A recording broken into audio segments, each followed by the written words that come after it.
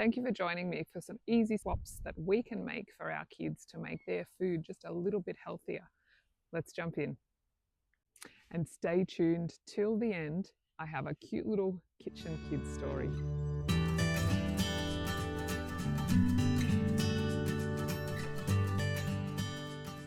Have you looked at the ingredients that is in your kids' yogurts these days?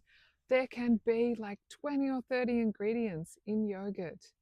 Now, I suggest that you get into some Greek yogurt or some natural yogurt and then just add like a good Greek yogurt or natural yogurt that only has a couple of ingredients in it, like it should, and try and find a good quality jam. So a jam that again just has fruit and a sugar or a sweetener to make the jam, and mix that into it.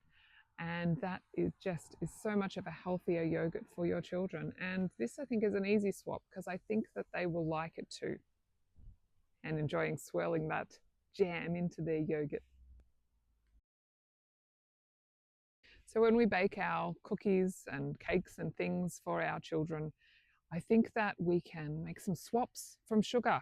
I think that we can make some swaps with maple syrup, honey, maybe some coconut sugar too, stevia. Now stevia is an interesting one because you've got to really look at the quantities there, because stevia is quite a strong sweetener.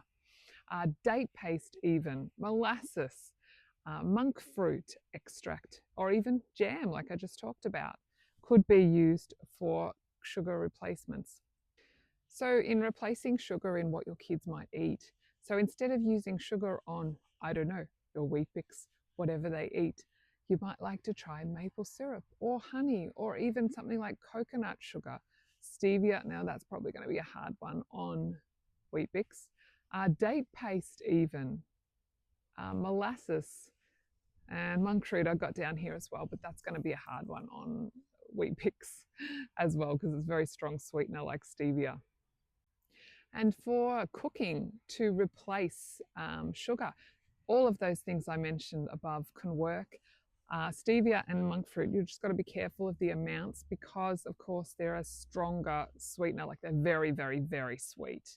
And then simple things like applesauce, dates or medjool dates, banana, and I've got an interesting one here that I've never heard of.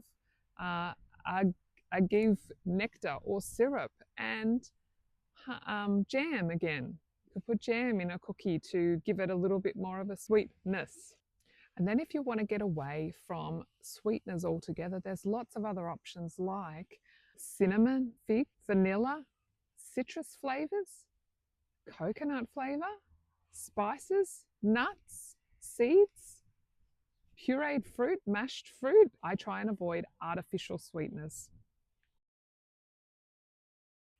So if you wanted to make a savory dish a little bit sweeter so that your children will actually eat it, this is an interesting one, which stay with me on this one, please, because it does work and it is an interesting way of cooking.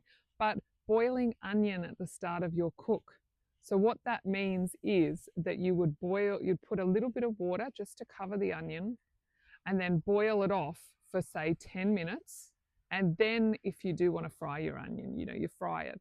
But the onion actually becomes just a little bit sweeter so that your kids, I don't know, in the soup or whatever you're making, the onion is sweeter. It's a sweeter dish. So you might like to try that next time you're cooking a soup that your kids may or may not want to eat. Now, breakfast can be a hard one. If you're always having, like cereal and toast, getting it over to maybe a savory option. But another option you could do is if you are having toast, to try and transition to a savory option a little bit, you could try like a cinnamon honey or something, which still is sweet, but I suppose it's just moving on from those traditional flavors, and hopefully then you could move on to like a scrambled eggs or something a little bit more healthier for your children in the mornings. This is an interesting one. I hope you will try this one. If you want to get your kid to try something like cheese, a particular type of cheese, combine that with like apple. So you can have a piece of apple, or you can have some yummy apple that you love if you try this particular type of cheese. Or pear and cheese, or something like strawberry and balsamic over the top of it to have a different flavor there, or mint and lamb, peanut butter and jelly, which I know is American, but if you're Australian and you wanted your child to have some peanut butter with their jelly or jam, which is, you know, trying to get them out of the sweet side of things, not being such a sweet tooth for your children. And then the other one I have is olives with a piece of fruit or something else that your kids like. So maybe try and put something your kid really, really wants with something that they have never tried before or you want them to try on a plate, and say, you know, you need to have them both to try and branch out their range of foods. Thanks for joining me on this beautiful sunny day. I hope that you will try some of the suggestions I've made. Comment down below, please, which one you are going to try, or maybe two, to try and get your kids to be a little bit healthier with their eating. I have children who, for some reason, love fruit, particularly one of them. And I go shopping, and watermelon can be quite expensive per kilo. And we went to the fruit shop only yesterday and it was 99 cents a kilo, which was great. So I bought a whole watermelon and it was like $9.50. So it was like 9.5 kilos.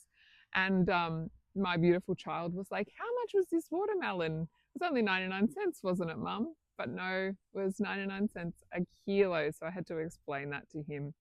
But he loves his watermelon and that'll be gobbled up and all eaten. But it's just funny how these beautiful children learn. Thank you for watching. Please give me a thumbs up in the algorithm, and I'd love it if you'd subscribe for more health tips, whether it's in your kitchen, in your laundry, with your clothes. Thanks very much for watching. We'll see you on my next video. Bye.